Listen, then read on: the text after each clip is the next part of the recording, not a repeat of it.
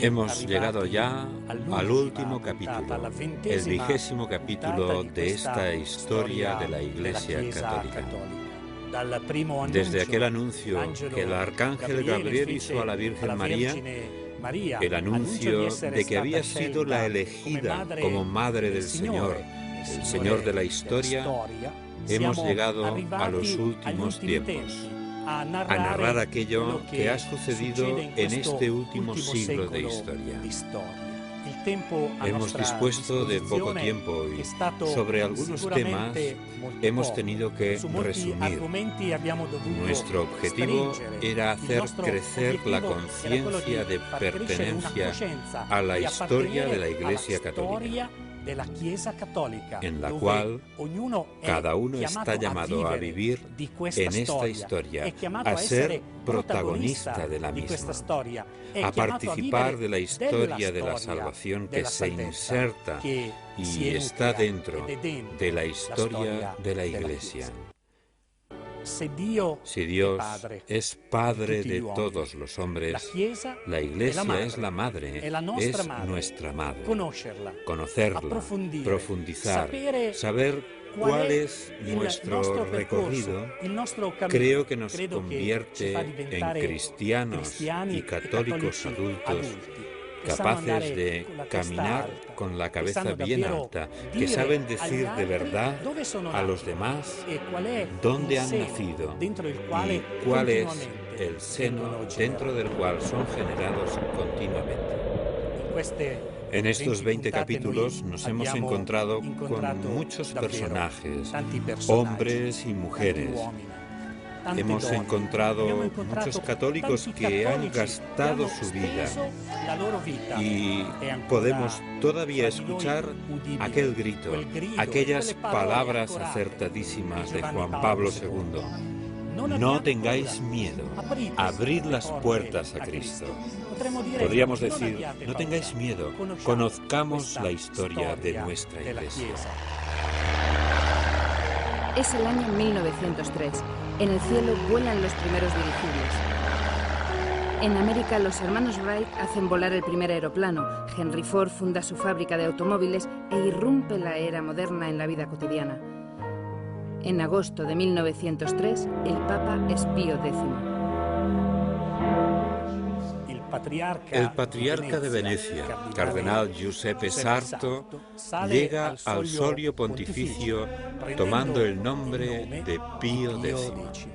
Una de las primeras tareas de Pío X será reorganizar la estructura de la Iglesia para enfrentarse a los desafíos de la modernidad, pero también para hacer frente a los desafíos teológicos, ya que precisamente durante su pontificado aparece el modernismo, que también aporta peticiones buenas.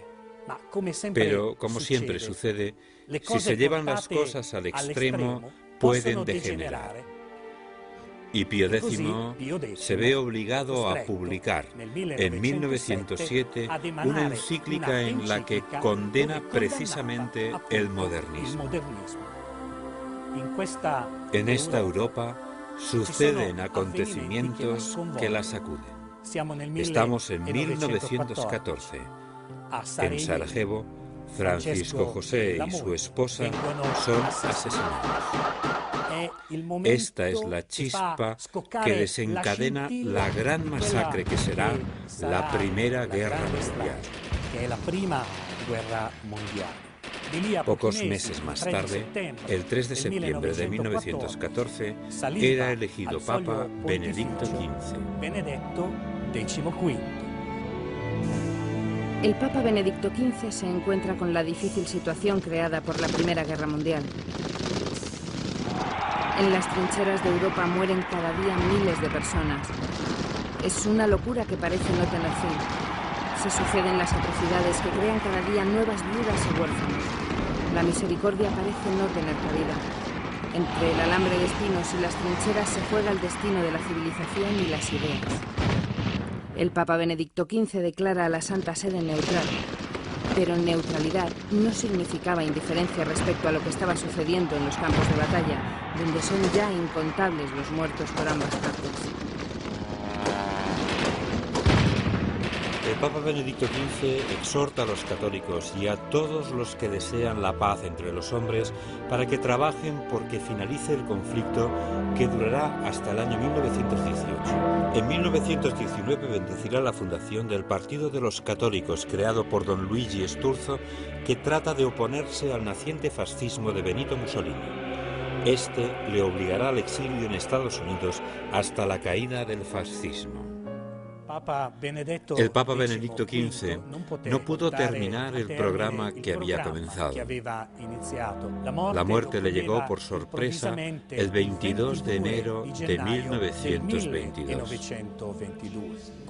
Aún así, había hecho mucho también por las misiones y había subrayado que eran un trabajo de toda la Iglesia. A la muerte de Benedicto XV no había quedado nada del poder de la Rusia de los zares. Se había instalado el poder de los soviets, una burocracia fuerte que trataba de difundir la ideología comunista a través del exterminio y la deportación de miles de personas. Un poder que trata de convertirse en un orden que ciertamente no es secundario tampoco para el nazismo.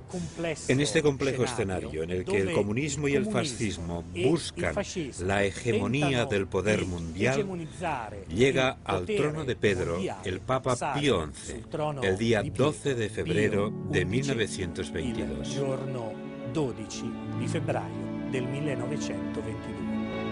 Solo 3 años antes, en Fátima, se había construido una pequeña capilla en el lugar donde más tarde se erigirá una gran basílica, meta de innumerables peregrinajes en memoria de las apariciones de María a 3 pequeños pastorcillos, Lucía, Francisco y Jacinta, a los que la Virgen les revelará incluso el drama de la Rusia de los soviets y sus horrores, que intentará difundir por el mundo. En este espíritu de renovada espiritualidad que se contrapone al materialismo de las ideologías, Pío XI exhorta en sus encíclicas a que los fieles redescubran una vida religiosa coherente con la fe católica que profesan. Y la coherencia en la fe es el tema del Año Santo de 1925, en el que participan más de 500.000 de personas. Y precisamente por ello, a finales del Año Santo de 1925, Pío XI instituye la fiesta de Cristo Rey, Señor de todo el mundo. También Pío XI canoniza santos como Teresa de Lisieux, Roberto Bellarmino, Alberto Magno, Bernadette y Tomás Moro, así como Juan Bosco. Y siempre este mismo Papa instituye la Jornada Mundial de las Misiones, que desde entonces se celebra en el último domingo de octubre de cada año. Mientras tanto, en la Unión Soviética, la lucha contra los creyentes es despiadada. Masacres, deportaciones, cierre de iglesias. En realidad, se quería un hombre desarraigado de su propia historia, de las propias tradiciones. Pero nosotros sabemos que es imposible borrar del corazón del hombre el deseo de Dios que le empuja a hacerse las preguntas más profundas que un hombre puede hacerse. ¿Quién soy? ¿De dónde vengo? ¿Qué estoy haciendo?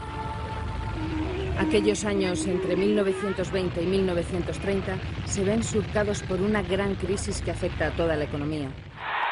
En Alemania, los intentos de la izquierda de hacerse con el poder fracasan. Y en las masas desorientadas y atrapadas entre la crisis económica y la incapacidad de una real y democrática dirección política, la propuesta que hace la ideología nazi de una sociedad de elegidos encuentra terreno abonado. Hitler, como Mussolini, utiliza hábilmente la propaganda y crea la ilusión en la clase obrera de que son fuertes y poderosos. Manejando al pueblo, estas dos ideologías logran una obediencia ciega que fue utilizada en beneficio de los mismos grandes grupos industriales y financieros que habían favorecido su ascenso.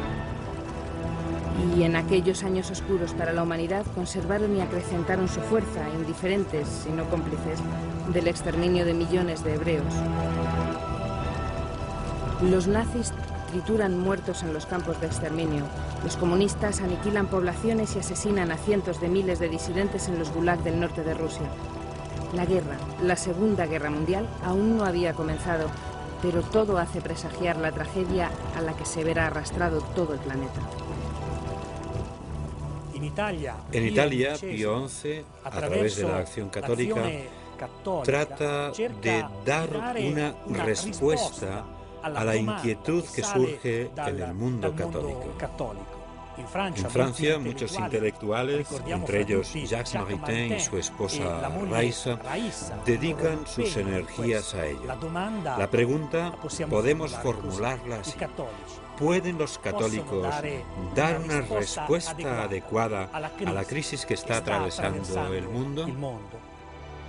Pero Pío XI tenía otro problema más que resolver, y este era regular a través de un concordato con Italia la cuestión del territorio vaticano, para lo cual el gobierno italiano tenía que reconocer la soberanía del sumo pontífice en su pequeño estado.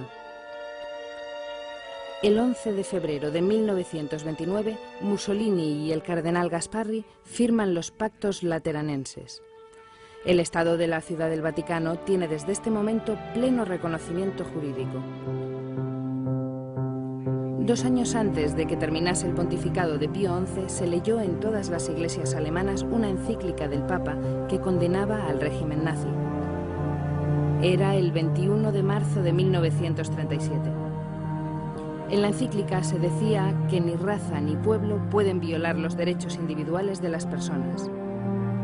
Fue una encíclica en la que se involucró de manera especial el entonces secretario de Estado Eugenio Pacelli, que había sido nuncio en Alemania y que pronto será el Papa Pío XII, dirigiendo la Iglesia Católica durante toda la Segunda Guerra Mundial.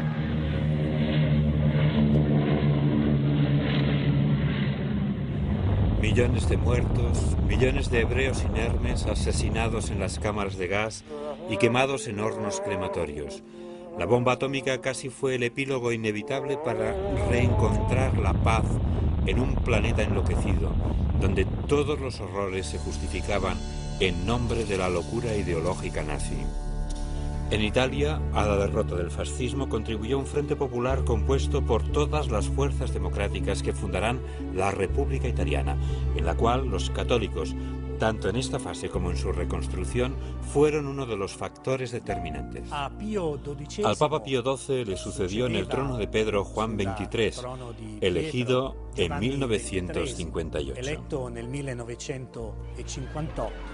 Pocos meses después, el 25 de enero de 1959, anunciaba la convocatoria de un concilio ecuménico, el Concilio Vaticano II, que se abrirá en Roma el 1 de octubre de 1962. El 1 de octubre del 1962.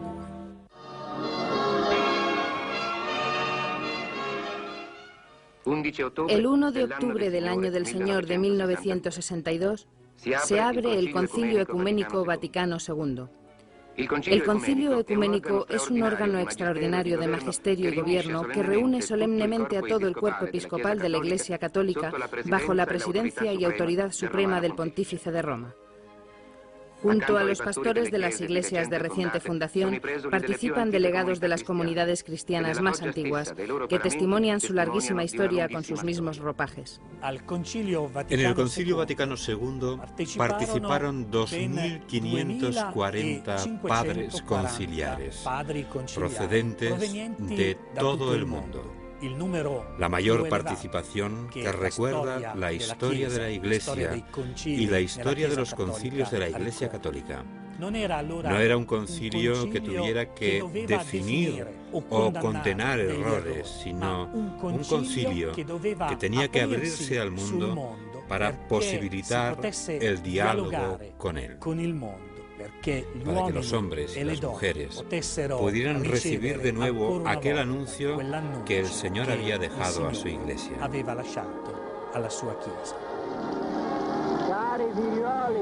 Queridos hijos, escucho vuestras voces. La mía es una sola, pero resume la voz del mundo entero. Aquí está representado todo el mundo. Se diría que incluso la luna se ha apresurado esta noche a mirar este espectáculo que ni siquiera la Basílica de San Pedro, con sus 4 siglos de historia, ha contemplado nunca. Mi persona no cuenta nada. Es un hermano que os habla, convertido en padre por voluntad de nuestro Señor. Así que deseo que recibáis la bendición que os doy y mi deseo de que paséis una buena noche. Volviendo a casa, veréis a vuestros hijos, acariciadlos y decidles que es una caricia de parte del Papa. El 8 de diciembre de 1962, Juan XXIII cerraba la primera parte del concilio, pero no lo reabrió. En junio de 1963 moría ante la conmoción de todos. El 21 de junio de 1963 es elegido Papa Giovanni Battista Montini, tomando el nombre de Pablo VI. Y reabrirá el Concilio Vaticano II el 29 de septiembre de 1963, introduciendo importantes reformas procedimentales como la admisión de laicos como oyentes y el nombramiento de 4 moderadores. El Concilio Vaticano II introduce novedades en la Iglesia, pero la principal novedad es la misma definición de Iglesia, que es el cuerpo de Cristo, el pueblo de Dios donde todos son llamados a anunciar el Evangelio. Todos están llamados a la santidad. Todos son llamados a acoger las enseñanzas que provienen del mismo Cristo. Pablo VI es el primer papa que realiza grandes viajes. La Iglesia es ya universal, tanto física como espiritualmente. Está presente por todo el planeta. Pablo VI, vicario de Cristo, se confirma sucesor de Pedro, apóstol entre las gentes, viajando desde la India hasta la sede de la ONU en Nueva York, donde pide la paz y la cooperación entre los pueblos. El Papa del Concilio Vaticano II muere el 6 de agosto de 1978. A Pablo VI le sucede Juan Pablo I, un pontificado brevísimo, ya que el Papa muere apenas un mes más tarde y al que aún hoy recordamos por su dulzura. El 16 de octubre de 1978 llega de Cracovia, Polonia, Karol Wojtyła. Es elegido Papa tomando el nombre de Juan Pablo II. El Papa venido de la Polonia aún dominada por el régimen comunista muestra inmediatamente su profundidad espiritual. Su memorable discurso de apertura enciende y une a todos los católicos. Juan Pablo II viaja por todos los rincones de la tierra, y a su encuentro acuden millones de personas que encuentran en él palabra de esperanza y de fe. Habla de los problemas, de la paz, del genocidio de los pueblos, de las problemáticas que conllevan la genética o la contaminación. Los pueblos le escuchan. Solo a través de la humanidad de Jesucristo, el Hijo de Dios, se descubre quién eres. Es un humanismo nuevo, la reproposición de aquel humanismo cristiano que es y será siempre el fundamento de una sociedad, de la unidad entre hombres de todas las lenguas y razas, porque el fundamento de este humanismo es la persona de Jesucristo. Abrid de par en par las puertas a Cristo, a su potestad salvadora. No tengáis miedo. Juan Pablo II nos ha enseñado, y Benedicto XVI sigue enseñándonos, que si el hombre abandona el cristianismo, no ve en el prójimo al Hijo de Dios, al amado del Padre, sino que solo ve a un competidor, a alguien que debe ser eliminado, no a alguien que debe ser amado. Porque unidos es como se forma la única familia de los hijos de Dios. Hoy el Santo Padre Benedicto XVI nos señala el camino para ser hombres nuevos, hombres de paz, que muestren día a día su dimensión cristiana, porque la Iglesia, su historia, podrá ser una historia de crecimiento, de desarrollo, de auténtico progreso, si encuentra cristianos con la valentía para santificarse en la oración, en la entrega de sí mismos. Como el ejemplo que nos ha dado en los últimos tiempos Juan Pablo II, con su fuerza anunciadora, con su fuerza de hombre de fe, con su fuerza de hombre de oración. Así podremos influir en la historia a través de la santidad personal otorgada a cada uno de nosotros por Cristo Salvador, Rey eterno.